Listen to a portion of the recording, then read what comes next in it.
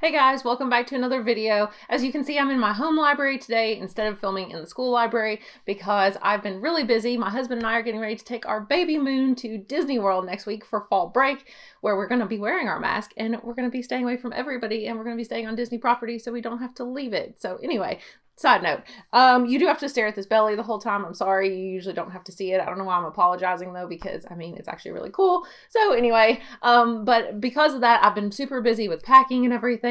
So I'm going to just film here instead of trying to transport everything to school like I usually do. Also, look forward to a vlog here soon about what I read and what I eat while I'm in Walt Disney World, because that's what I plan to do while I'm there, is read and eat. So anyway, I'm super excited. Okay, so let's talk about all the books that I read in September. I did read more than what was in the thumbnail. It's just that I read some on audiobook as well as physical books. So the first book that I read is Truly Devious by Maureen Johnson. So this book, for each of these, by the way, I'm going to give you, what do I do? Summary, pros, cons, and my overall rating.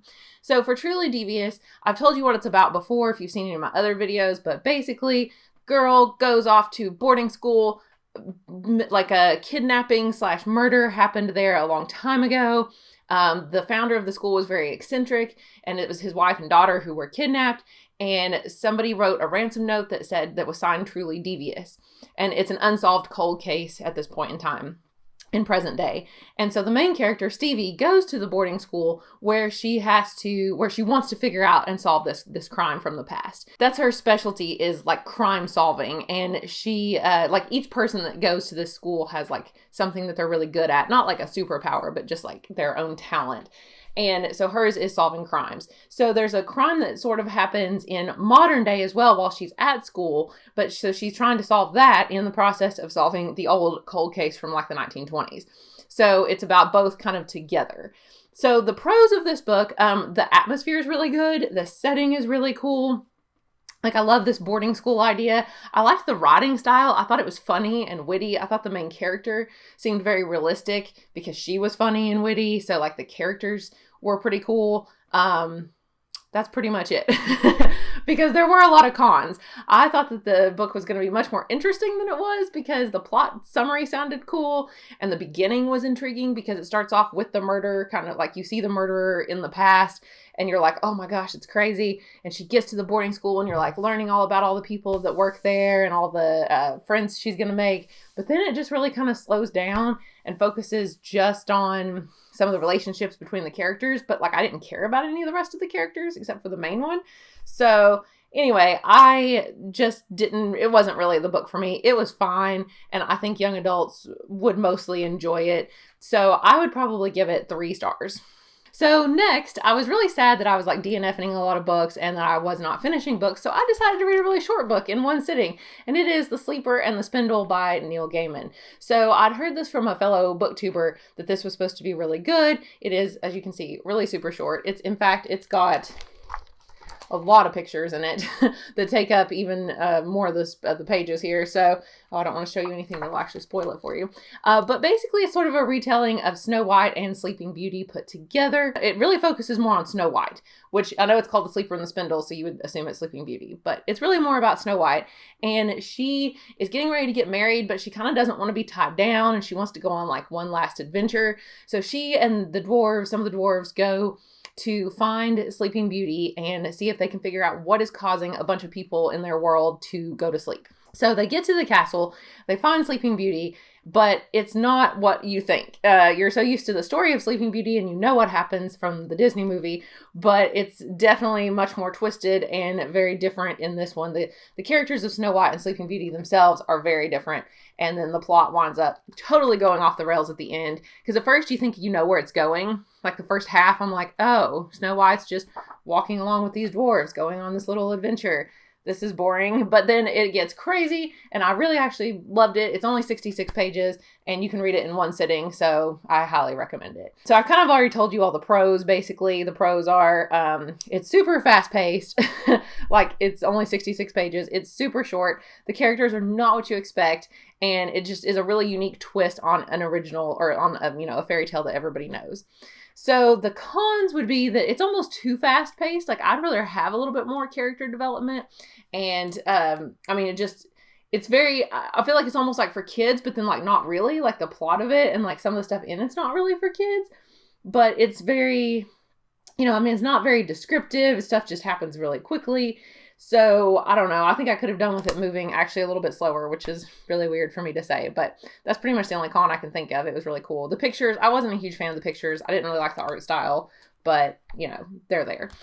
So overall, I would probably give this 4 stars, maybe 3.5. 3.5 to 4, 3.75. There we go. If that's the thing. I'm going to give this 3.75 stars.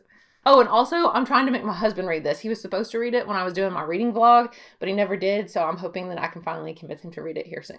The next book I read, I actually really loved, and it kind of got me out of my reading slump, and that is The Daughter of Smoke and Bone by Laini Taylor. So the last time I told you that I was considering reading either this or Strange the Dreamer, both of which are by Laini Taylor, and I just didn't know which one to start with. This one sounded cooler, but the other one had even better reviews, and I hear more about the other one. So I decided to start with this one, though, because I thought that the summary just sounded awesome, and I've told you guys a lot about this one before. Basically, girl lives in Prague, has blue hair, doesn't know anything about her past or where she comes from, works for like this demon guy named Brimstone, who has like this sort of crew of demons that work with him, and she is like their human person that helps to go do errands for them all around the world by traveling through these like doorways that let you pop up anywhere. And she has friends in the real world too that like have no idea that this is her story. They don't know anything of what she does to help with Brimstone. And she has a necklace that has like wishes on it basically, and she can do weird things with these wishes basically, but like they're small. Like there's other higher levels of wishes that Brimstone can grant, but she just has most of like the lower level ones. And Brimstone also collects teeth, and she doesn't know why, what the teeth do, what they're for. That's interesting. There's like this doorway that she doesn't know what it is in Brimstone's shop, and it leads somewhere. It's like locked, and she has no idea where it goes. And there's also a love story, and there's an angel involved, of course. Well, he's like a seraph or whatever, seraphim. And yeah, there's a lot about the stuff that happens in the past. For some strange reason, this reminded me of the movie Underworld with Kate Beckinsale. I don't know why, but if you like that movie, you might also like this book, because that's what I thought about it. So as far as the prose go, super fast paced. Love the character Karou. The main pro is the writing style. Love her writing. She is a very natural writer. She's a great writer. I loved it. Kind of reminded me almost of like Anne Rice or something. Very like atmospheric, and I don't know, just it's so good. Like it's just really clever, creative writing. I've just been reading all these young adult books that I just don't think are very well written, but this one was really, really good. As far as the cons go, about halfway through, it really kind of slows down a little bit. Like everything was moving at breakneck pace. Then when she meets the angel, after that, it kind of slows down, gets a little romance heavy. But I think the ending picks back up enough that I didn't mind that the middle slowed down a little bit. So as far as stars go, I would give this book 4 stars. I would highly recommend it, and I can't wait to read the sequels in October. So let's talk about the books now that I DNF'd, and then the books that I have just started. So I did DNF Way of Kings. I couldn't do it. It was too boring. I've tried twice now with Brandon Sanderson. I tried Mistborn and now Way of Kings. It wasn't for me. I'm not a Brandon Sanderson person. I've given up. I unfortunately probably will not read any more books by him. So I'm sorry to all those booktubers out there, which is like most of you all who really love Brandon Sanderson. I don't get it. It was too slow paced. I did not like the writing. I thought everything seemed forced and contrived. I did not like the characters. The plot was like non-existent practically, I felt like. I was like, there's no conflict. I mean, I made it 500 pages in, and everybody's like, oh, it picks up like after 500 pages or after 700 pages. I'm not giving a book that much time. I will give a book some time. I'm not giving it 500 or 700 pages. And I hear that the other books suffer from this as well, and that they're somewhat slow moving in places. I'm just not all about that. I love me some Game of Thrones, and I'm going to stick with that. So I'm not going to give this one a star rating because I just don't feel like I could when I've only read half of it. But I mean, DNFing it tells you probably what kind of star rating I would give it. The other book I DNF'd, and not because it was bad, actually, was The Girl Who Drank the Moon. And I can't remember the author, but it'll be on here. So this book I got from the public library, and it was pretty much time to turn it in. And we're getting ready to go on this trip to Disney World, and I didn't want to take it with me, and it would be overdue and all this stuff. So anyway, I decided to go ahead and turn it in, but it was a not young adult, it was more like middle grade level book. It even won the Newbery Award. So I'm sure it was really good. I only got about 60 pages in. I kind of decided that middle grade, even though this would be a great story, it wasn't quite the book for me. That I have so many other things I want to read. There's a new Dresden Files book that just came out. So I've got a lot more stuff on my plate to read right now than what I felt like was a book that wasn't even going to help me in my job at school, because it's not even something we're going to have in our school library. Unlike, at least, Daughter Smoke and Bone, at least that's a school book that I can talk to kids about and recommend to them.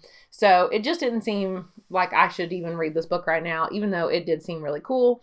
And I've told you what it was about before. Basically, there's a witch, supposedly. Well, I mean, there is a witch, but the town thinks that she's evil and that she lives in this swamp near their town.